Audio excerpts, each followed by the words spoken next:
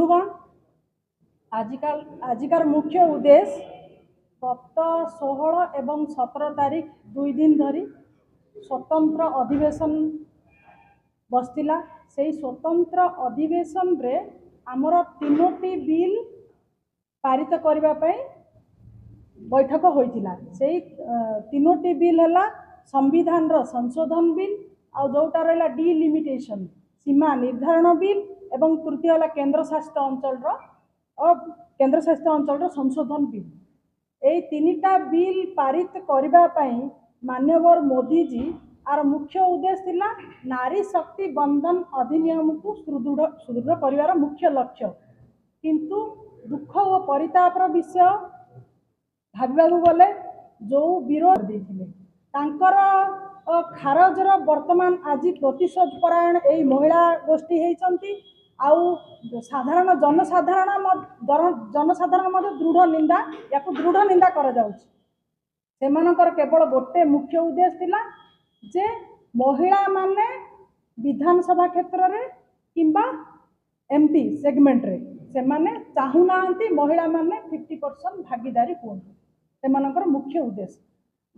कारण यही जदि डिलिमिटेशन न हुए डिलिमिटेशन एंड जनगणना ए दी जन उभय को परिपूरक। डिलिमिटेशन जदि न हुए ताहले सीमा निर्धारित माने निर्वाचन मंडली गुड़ाक पॉइंट आउट हो पारिबो नाही। ए डिलिमिटेशन आ जनगणना ए दुईटा हेले आगामी 2029 रे महिला माने तांकर 33% रिजर्वेशन रे सेमानकर संरक्षण टाकू सेमाने लड़ी पारि थांते।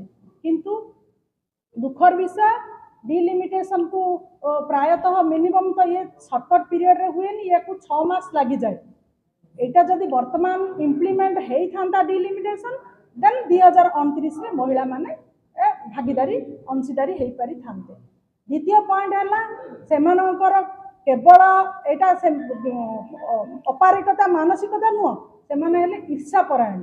आउ मु गोटे महिला हिसाब रे कही रखे मु जने महिला नेत्री हिसाब रे मु कांग्रेस एवं बीजेडी तार सबु सहयोगी माननकु दृढ़ निंदा करछि।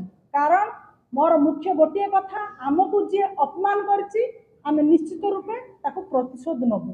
एई प्रतिशोध गाँ ठारू आरंभ करी देश जाति सारा भारत महिला सहित अछंती। देखो गोटे कथा 1976 मसीहा जनगणना अनुसार आमर जनसंख्या थिले 54 कोटी सेति बेले जनगणना जहाँ होता तो ताकू आधार करी आमर 583 सीट संसदीय क्षेत्र में थिला। वर्तमान आजिकार जनगणना आउरी वर्तमान चली प्रोसीजर प्रीवियस जनगणना अनुसार आम भारतर जनसंख्या होती 140 कोटी। 140 कोटी जनतारू तार 50% मीन्स 70% माने 70 कोटी जनता हेले महिला। ता अनुसार तार आनुपातिक माने रेशियो अनुसार 850 एमपी सेगमेंट रे सीट हेबा कथा। आपण देखंतु गोटे अनुमान करंतु गोटे एमपी मैक्सिमम कोन 20 लाख 30 लाख लोक नहीं गोटे एमपी केबे पॉसिबल। तो समस्त जनता तो समाधान हो पार ना समाधानटा। तेणु यहीटा हूँ वर्तमान मुख्य उद्देश्य। आपणकर नारीद्रोही नारी विद्रोही यही नवीन पट्टनायक महोदय चिट्ठी लिखि यही जो वर्तमान डिलिमिटेशन एवं अन्य 3टी बिल को पास करने सी विरोध करते। तेणु नवीन पट्टनायक महिला विरोधी मु दृढ़ निंदा करे।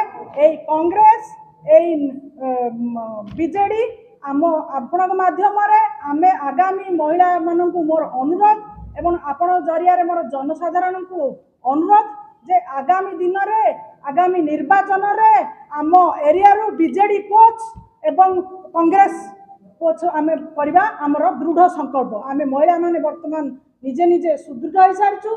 आमे घर घर बुली एई विद्रोही लोक मानू आमे निश्चित रूपे प्रतिशोध नबु। कारण पौराणिक क्षेत्र में जीवे जत्र नार्या पूज्यंती तत्र रमंती देवता। अर्थात जोठी नारी मानू पूज्य करा जाए सेठी स्वयं नारायण बसवास करती। किंतु आपण पौराणिक क्षेत्र में देखंतु एते बड़ रावण स्वयं सीता को जो भाया सी अपमान करते तार अपमान स्वरूप एत बड़ स्वर्णर लंका ध्वंस हो जाता। तेणु बंधुगण यही जो आत्मगर्वी अहंकारी कांग्रेस राहुल गांधी एवं आम आम ओडिशार बीजेडी बीजेडी हटेवा आमर मुख्य लक्ष्य एवं पूरा आपणकर जो जो माने देशद्रोही आम निश्चित रूप प्रतिवाद करूँ। धन्यवाद। भारत माता की वंदे वंदे मातरम।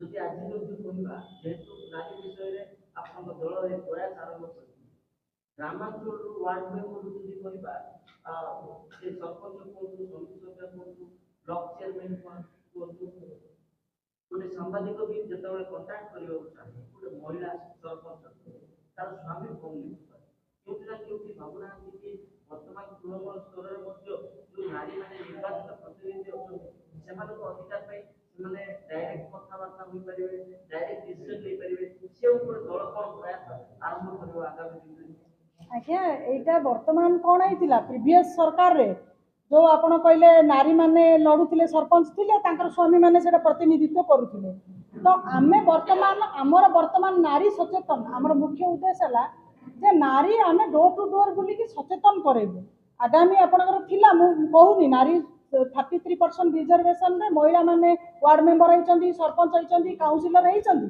किंतु एई विरोधी दल जो माने अछंती से माने विधानसभा क्षेत्र रे किंबा संसदीय क्षेत्र रे महिला को भागीदारी होवा पे से माने इच्छा प्रकाश करूना। तेणु एटा आमे वर्तमान जनजागरण करिबु आमे महिला आमर जो महिला नेत्री अछंती आम भारतीय जनता पार्टी जो महिला अछु आमे निश्चित रूप डोर टू डोर बोली महिला माने ही तांकर डिसीजन तांके ही नेबे एटा पे आमे जते इच्छा प्रयास जारी रखु।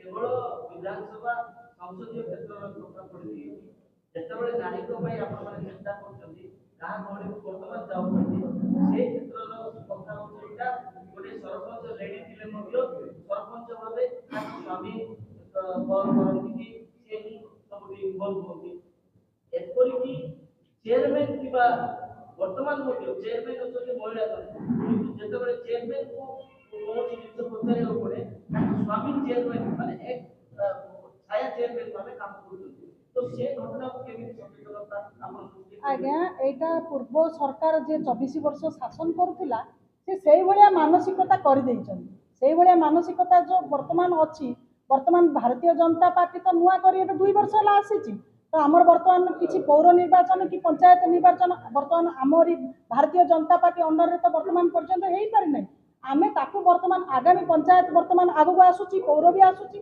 आमे एटा निश्चित रूपे सचेतन करिवु जेहेतु सरपंच जी लड़ीचंती सी ही डिसीजन नेबे जे वार्ड मेंबर लड़ीचंती सी ही डिसीजन नेबे एटा निश्चित रूपे आमे प्रयास जारी रखिबु आ सचेष्टा